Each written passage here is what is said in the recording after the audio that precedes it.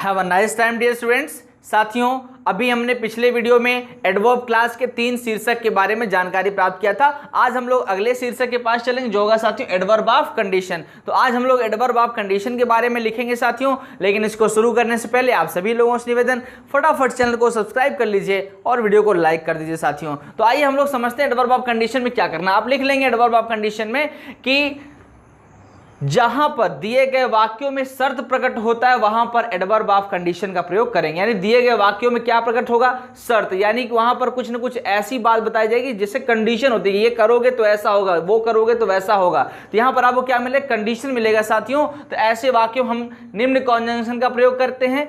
एक है इफ, दूसरा अनलेस और तीसरा लेस्ट। आइए इन तीनों को समझते हैं। इनका हिंदी अर्थ क्या होगा? इफ का हिंदी अर्थ होता है साथियों यदि या अगर। अनलेस का हिंदी अर्थ आप इसके पहले भी सीख चुके हैं, जिसका मतलब होता है जब तक नहीं तब तक। यहां पर क्या होगा?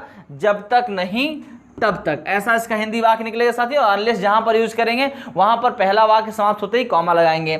अगला साथियों लेस्ट। लेस्ट का मतलब होता है कहीं ऐसा न हो कि। लेकिन लेस्ट के साथ जब आप सब्जेक्ट लगाएंगे, लेस्ट को वैसे बीच में यूज करते हैं, यानी कि इसको बीच में यूज करेंगे सेंटेंस के। तो जब इसको बीच में यूज करेंगे तो इसके पश्चात एक सब्जेक्ट लगाएंगे और सब्जेक्ट के पश्चात जो भी सेंटेंस में दिया हुआ हेल्पिंग वर्ब होगा उसको हटा देंगे और उस हेल्पिंग वर्ब के स्थान में हमें क्या लिख देना है? शुड लिख देना चाहिए साथियों। तो आइए हम लोग इसको कॉन्जंक्शन को भी नोट कर लीजिए और आगे आपको एग्जाम्पल के माध्यम से समझाते हैं कि कैसे कैसे इसका यूज करना है। सेंटेंस है साथियों डोंट ईट टू मच, बहुत ज्यादा मत खाओ, यू विल फॉल इल, तुम बीमार पड़ जाओगे। कह रहे हैं कि बहुत ज्यादा मत खाओ, तुम बीमार पड़ जाओगे। तो साथियों अगर इसका हम लोग दोनों को मिला करके एक सेंटेंस बनाए तो क्या बनाएंगे? यदि तुम ज्यादा खाओगे तो तुम बीमार पड़ जाओगे, यही कुछ होगा। तो साथियों आइए हम लोग इसका चेंजिंग किए हैं। देखिए कहते हैं if you eat too much, यदि तुम ज्यादा खाओगे, यू विल फॉल इल, तो तुम बीमार पड़ जाओगे। इस प्रकार से हो सकता है, या इसे इस प्रकार से भी कहा जा सकता है कि ज्यादा मत खाओ, कहीं ऐसा ना हो कि तुम बीमार पड़ जाओ। तो उसको भी इस प्रकार कर लेंगे साथियों डोंट ईट टू मच, बहुत ज्यादा मत खाओ, लेस्ट कहीं ऐसा ना हो यू शुड फॉल इल, तुम बीमार हो जाओ। इस प्रकार से भी साथियों ऐसे सेंटेंसेस का हम लोग सिंथेसिस बना सकते हैं। आइए अगला सेंटेंस समझते हैं। वर्क हार्ड, कठिन परिश्रम करो, यू विल फेल, तुम असफल हो जाओगे। कहते हैं साथियों कठिन परिश्रम करो, कहीं ऐसा ना हो कि तुम फेल हो जाओ। तो कहते हैं साथियों वर्क हार्ड लेस्ट, कठिन परिश्रम करो, कहीं ऐसा ना हो कि यू शुड फॉल इल। अब देखिए यहां से हमने विल को क्या कर दिया? शुड में चेंज कर दिया। दिए गए सेंटेंस में जहां पर हम लेस्ट का यूज करेंगे वहां पर सब्जेक्ट के साथ हेल्पिंग वर्ब के रूप में केवल शुड का ही प्रयोग करेंगे, यही इसका नियम है साथियों।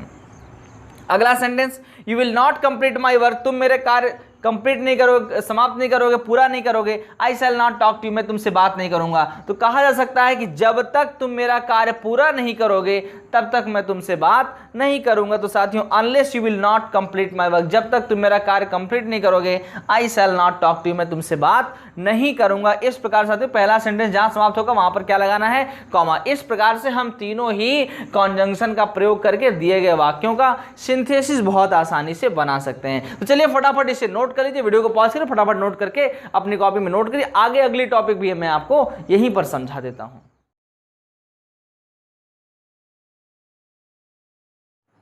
तो चलिए साथियों अगली टॉपिक भी हम लोग समझ लेते हैं। अगली टॉपिक हमारी है एडवर्ब ऑफ कंपैरिजन। साथियों एडवर्ब ऑफ कंपैरिजन में क्या होगा? जहां पर साथियों आपको तुलना दिखे, यानी जहां पर एक दूसरे में आपको तुलना दिखेगा साथियों वहां पर हम क्या करेंगे? वहां पर एडवर्ब ऑफ कंपैरिजन का प्रयोग करेंगे। यानी कि आप लिख सकते हैं इसके अंतर्गत कि इन कॉन्जंक्शन का, यानी कि एडवर्ब ऑफ कंपैरिजन का प्रयोग वहां पर करेंगे जहां पर।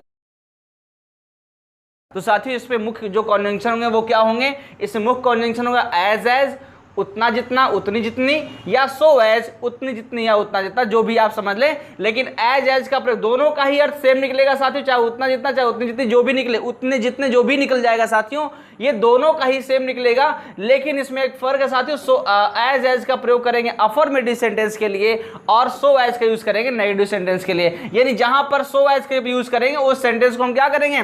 उस सेंटेंस को नेगेटिव बनाना पड़ेगा साथियों। आइए समझते हैं। इसमें आपको दिए गए वाक्यों में इक्वली या लेस भी आपको देखने को मिलेगा। तो अगर आपको वाक्य में देखने के लिए इक्वली मिलता मतलब वो सेंटेंस अफर्मेटिव का होगा और उसमें यूज करेंगे एज एज। अगर आपको वाक्य में देखने के लिए लेस मिलता है तो मतलब वो वाक्य नेगेटिव का होगा और उसमें यूज करना पड़ेगा सो एज का, जिसमें वाक्य को आप क्या करेंगे नेगेटिव बना देंगे साथियों। और यहां पर बीच में क्या रखा जाएगा, एडजेक्टिव रखा जाएगा। अब इसमें एक नोट मैंने आपको दिया कि वाक्य की शुरुआत इक्वली या लेस वाले वाक्य से ही करते हैं, यानी जब भी आप कॉम्प्लेक्स सेंटेंस बनाएंगे तो आप किससे शुरू करेंगे, जिसमें लेस या इक्वली शब्द दिया होगा उसी सेंटेंस को उठा करके बनाएंगे और इन शब्दों को समाप्त करते हैं और इक्वली लेस को क्या करेंगे, समाप्त कर देंगे। तो आइए हम लोग सीधा सेंटेंस के माध्यम से समझते हैं। राहुल इज इंटेलिजेंट, राहुल बुद्धिमान है। राज इज इक्वली इंटेलिजेंट, राज उतना ही बराबर का, इक्वली मतलब बराबर ही इंटेलिजेंट बुद्धिमान है। तो राहुल उतना बुद्धिमान है जितना कि राज है। तो साथियों इसमें देखिए इक्वली आ गया तो उसको हम क्या समझेंगे, अफर्मेटिव। अफर्मेटिव के लिए क्या करेंगे, एज एज यूज करेंगे। तो यहां पर हमने कहा कि इक्वली या लेस वाले से ही वाक्य शुरुआत करेंगे, तो पहले शुरुआत हम राज से करेंगे। तो राज इज एज इंटेलिजेंट। अब हमने क्या किया, एडजेक्टिव से पहले वो क्या करना है, एज रखना है, एडजेक्टिव के पहले और उसके बाद में। तो कहते हैं राज इज एज इंटेलिजेंट, राज उतना बुद्धिमान है एज जितना कि राहुल। राज उतना बुद्धिमान जितना कि राहुल, या कह लीजिए राहुल उतना बुद्धिमान जितना कि राज, दोनों तो बात एक ही है साथियों। लेकिन अगले सेंटेंस में आते, रोशनी इज क्लेवर, रोशनी चालाक है। रोही इज लेस क्लेवर, रोही कम चालाक है। लेस यानी कि कम चालाक है। तो साथियों जब ये देखिए लेस वाला आ गया मतलब क्या है, सेंटेंस नेगेटिव, यानी इसमें क्या करना है, सो एज का प्रयोग करना है। और इसमें क्या करेंगे हम लोग, इस सो एज से पहले हम क्या करना है, सेंटेंस को नेगेटिव भी बनाना है साथियों। तो यहां पर हम लोग देखेंगे कि रोही, अब यहां पर लेस वाले वाक्य से शुरू करें, रोही is not so clever, not so clever adjective यहां पर रख दिया एज रोशनी। अब इसका हिंदी अर्थ देखिए, रोशनी चालाक है, रोही कम चालाक है, मतलब रोही उतना चालाक नहीं जितना कि रोशनी। तो रोही इज नॉट सो क्लेवर, रोही उतना चालाक नहीं है जितना कि रोशनी। तो साथियों इन कंपैरिजन के वाक्यों में कुछ इस प्रकार से हम लोग परिवर्तन करेंगे। तो चलिए वीडियो को पॉज करिए और फटाफट इसे अपनी कॉपी में नोट करिए। अगले टॉपिक भी आपको हम समझा के तब वीडियो की समाप्ति करते हैं।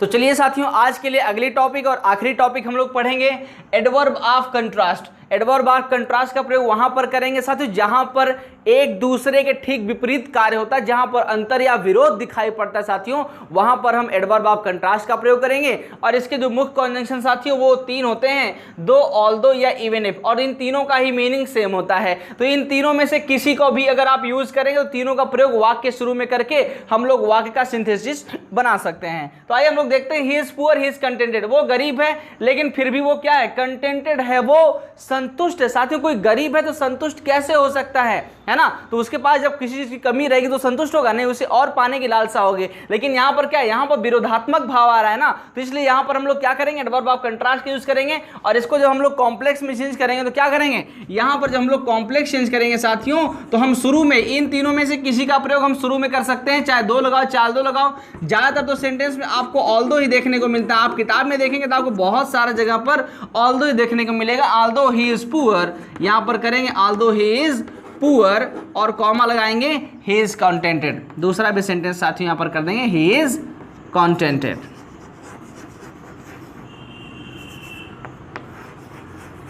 इस प्रकार से कर देंगे। या आप चाहें तो इवन इफ से भी कर सकते हैं, even if he is poor, even if he is poor. Same ऐसा ही करना, कोई इसमें चेंजिंग नहीं करना है। बाकी पूरा सेंटेंस आपको ऐसे छापते चले जाना है।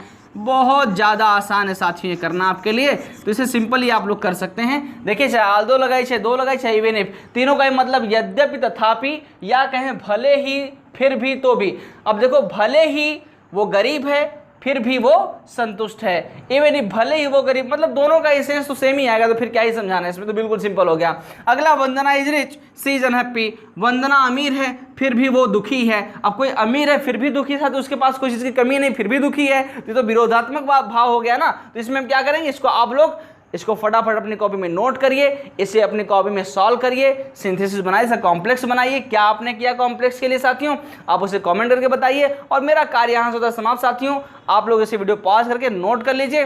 और आज के लिए बस इतना ही, यहाँ से वीडियो की समाप्ति करेंगे। लेकिन वीडियो समाप्त करने से पहले आप सभी लोगों से फिर से निवेदन, चैनल को सब्सक्राइब कर लीजिए, वीडियो को लाइक कर दीजिए। साथियों इस वीडियो को उन लोगों तक शेयर करिए जो ग्रामर सीखना चाहते हैं, जो ग्रामेटिकली करेक्ट बोलना चाहते हैं, जो इंग्लिश स्पीकिंग सीखना चाहते हैं। साथियों उन सभी तक वीडियो को शेयर कीजिए। ज्ञान बांटते रहिए क्योंकि ज्ञान बांटने से ही बढ़ता है। जय हिंद, जय भारत।